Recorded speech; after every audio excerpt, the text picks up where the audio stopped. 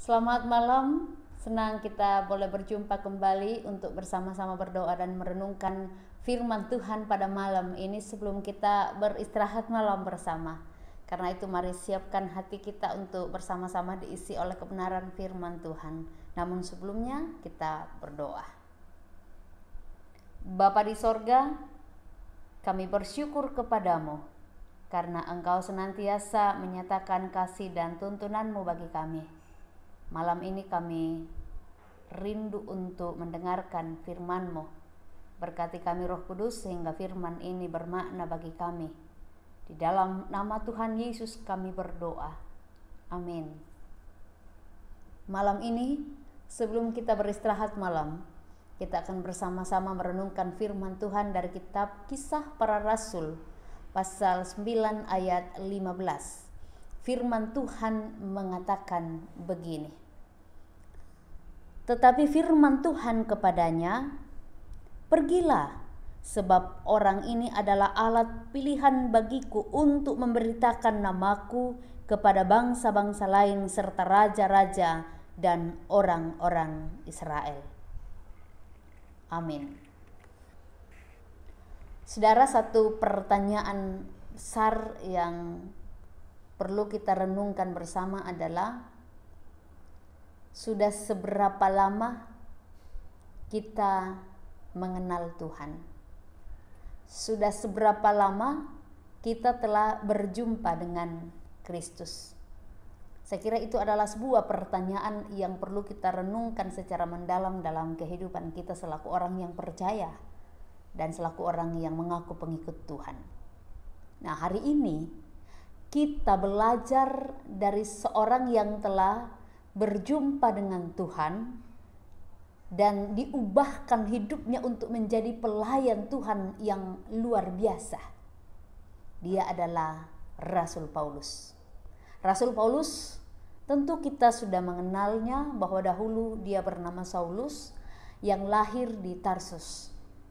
Dan secara keturunan ia terlahir atau Paulus terlahir ini sebagai bangsa Yahudi dan tumbuh sebagai ahli Taurat. Nah, sebelum berjumpa dengan Yesus dan bertobat, Paulus ini adalah seorang pemeluk agama Yahudi yang sangat taat dan begitu ia sangat membenci yang namanya pengikut Kristus. Namun saudara-saudara, dalam pertemuannya, dalam perjumpaannya dengan Kristus atau dalam perjumpaannya dengan Yesus, itu yang telah mengubah hidupnya secara drastis. Dikisahkan bahwa dalam perjalanan ke Damsyik, ketika ia sudah dekat dengan kota itu, tiba-tiba cahaya memancar dari langit mengelilingi dia. Ia rebah ke tanah dan kedengaranlah baginya suatu suara yang berkata, "Saulus, Saulus, mengapa engkau menganiaya aku?" Apa jawab Saulus? Saulus menjawab, "Siapakah engkau, Tuhan?" Dan firman itu datang kepadanya, katanya, "Akulah Yesus yang kau aniaya itu." Menurut kesaksian Kisah Rasul 9 ayat 3-5. Setelah itu, saudara, 3 hari lamanya ia tidak dapat melihat dan 3 hari lamanya ia tidak makan dan minum. Itu yang dialami oleh Saulus. Dan pengalaman yang dialami oleh Saulus ini telah membuka mata hati Paulus bahwa ia telah dipanggil oleh Tuhan untuk memberitakan Injil kepada bangsa-bangsa kafir dan dipilih Tuhan untuk melaksanakan amanat agung dari Tuhan itu. Firman Tuhan kepada Paulus, "Jangan takut, teruslah memberitakan firman dan jangan diam." Ketika kita betul-betul membaca kisah Saulus bertobat, kita akan menemukan bagaimana Saulus ini dipanggil dan dipakai oleh Tuhan. Ini menunjukkan bahwa Tuhan memiliki rencana indah atas hidup Saulus.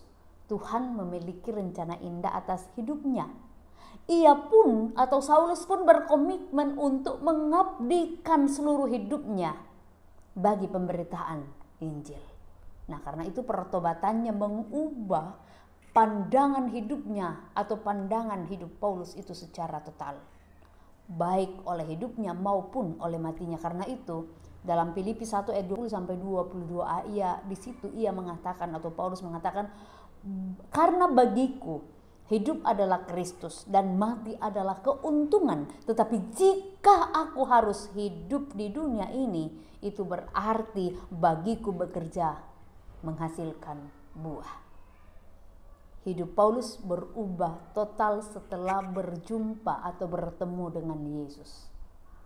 Lalu bagaimana dengan kita? Setelah sekian lama kita telah berjumpa dengan Tuhan, setelah sekian lama kita telah menjadi pengikut Kristus, adakah perjumpaan kita dengan Kristus telah mengubahkan hidup kita ini, mengubahkan kita untuk menghasilkan buah iman yang baik kepada Tuhan? Perlu perenungan bagi kita. Tuhan memberkati. Amin. Saudara, kita bersyukur bersama. Kita berdoa kepada Tuhan.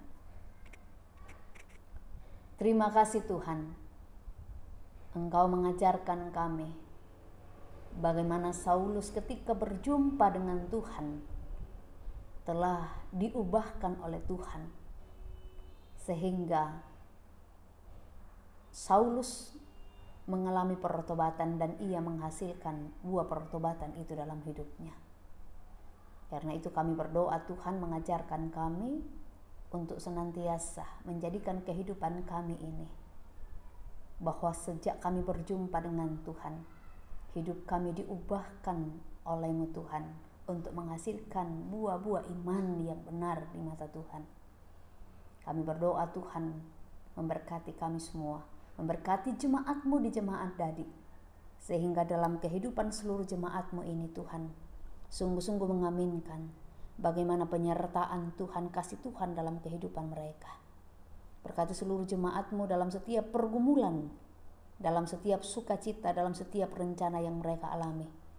Biarlah seluruh jemaat-Mu ini senantiasa mengaminkan bahwa dalam kehidupan mereka kasih Tuhan itu nyata, dan bahwa perjumpaan dengan Tuhan mendatangkan sukacita yang luar biasa sekalipun ada begitu banyak pergumulan yang kami jumpai. Pada malam ini sebelum kami beristirahat malam, kami berdoa untuk semua jemaat-Mu yang sudah dalam lansia. Tuhan berkati mereka, kuatkan mereka, bangkitkan semangat mereka sehingga dalam lansia yang mereka jalani, mereka tetap bersemangat untuk datang pada Tuhan. Jika jemaat-Mu sakit, kami berdoa Tuhan, Engkau yang akan senantiasa menilik kehidupan mereka. Orang tua kekasih kami, Oma Selo atau Ibu Batil Murid di Banta-Bantaeng, kami berdoa Tuhan sembuhkan dari penyakitnya. Juga Tuhan, kami berdoa untuk jemaat-Mu yang senantiasa bersukacita atas segala berkat-Mu. Kiranya Engkau Tuhan memberkati mereka, tambahkan sukacita mereka Tuhan. Bahkan jemaat-Mu yang berulang tahun pada hari ini tanggal 15 Agustus 2020, kami berdoa kiranya Engkau menopang dan menolong mereka. Kami doakan kepadamu Tuhan, saudara dan orang tua kami menyebut Ibu Agustina Tandilino, Ibu Maria AR, Ibu Rasalin Tambing, Ibu Agustina Lande, Bapak Simon Kaarduan. Sukacita luar biasa mereka alami pada hari ini karena Tuhan tambahkan 1 tahun usianya lagi. Biarlah oleh pertambahan usia ini mereka tetap bersukacita karena kasih-Mu. Bapa di sorga, jaga kami malam ini ketika kami beristirahat malam. Biarlah kami boleh beristirahat dengan penuh kasih dan pertolongan Tuhan. Ini doa kami Tuhan, ini keyakinan kami, syukur kami, permohonan kami, di dalam nama Tuhan kami, Yesus Kristus. Amin. Saudara, demikian doa dan perenungan firman Tuhan malam ini. Tuhan Yesus memberkati seluruh jemaat Tuhan. Bongi melo lako kita salanasang.